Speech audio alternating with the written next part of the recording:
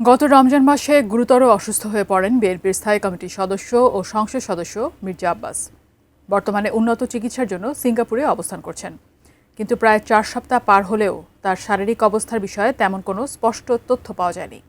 তবে এবার তার সর্বশেষ শারীরিক অবস্থা নিয়ে মুখ খুলেছে পরিবার। আসলে কেমন আছেন মির্জা আব্বাস, বিস্তারিত জানাচ্ছেন আরিফ হাসান।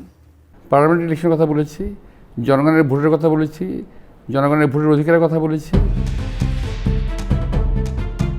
দেশের রাজনীতির আলোচিত মুখ বিএনপির স্থায়ী কমিটির সদস্য প্রধানমন্ত্রীর উপদেষ্টা মির্জা আব্বাস উদ্দিন আহমেদ গত 12 মার্চ ত্রয়োদশ জাতীয় সংসদ নির্বাচনের নির্বাচিত সদস্যদের নিয়ে প্রথম অধিবেশন বসলেও ঠিক তার আগের দিন রাতে গুরুতর অসুস্থ হয়ে পড়েন ঢাকা 8-এর আলোচিত এই সাংসদ। রাত পোহালে যার সংসদের অধিবেশনে যোগ দেওয়ার কথা, তার পরিবর্তে তার স্থান হয় রাজধানীর এভারকেয়ার হাসপাতালে। মূলত গত 11 মার্চ ইফতারের সময় হঠাৎ জ্ঞান হারিয়ে ফেলেন বর্ষিয়ান এই বিএনপি নেতা। অবস্থার উন্নতি না হওয়ায় পরে তাকে রাজধানীর এভারকেয়ার হাসপাতালে ভর্তি করা হয়। সেখানে তার মস্তিষ্কে অস্ত্রোপচারও করা হয়। তারপর উন্নত চিকিৎসার জন্য গত 15 মার্চ তাকে এভারকেয়ার হাসপাতাল থেকে এয়ার অ্যাম্বুলেন্সে করে সিঙ্গাপুরে নেওয়া হয়।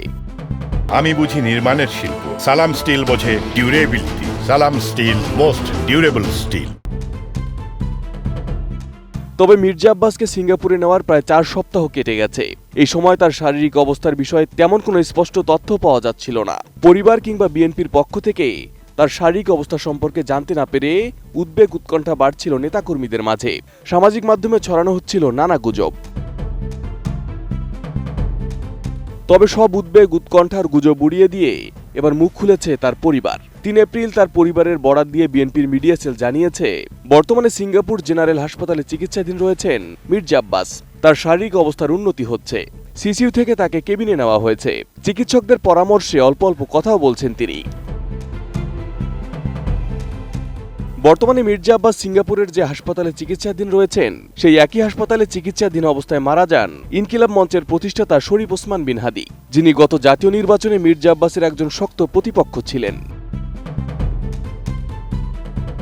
Arif Hasan, ATN news.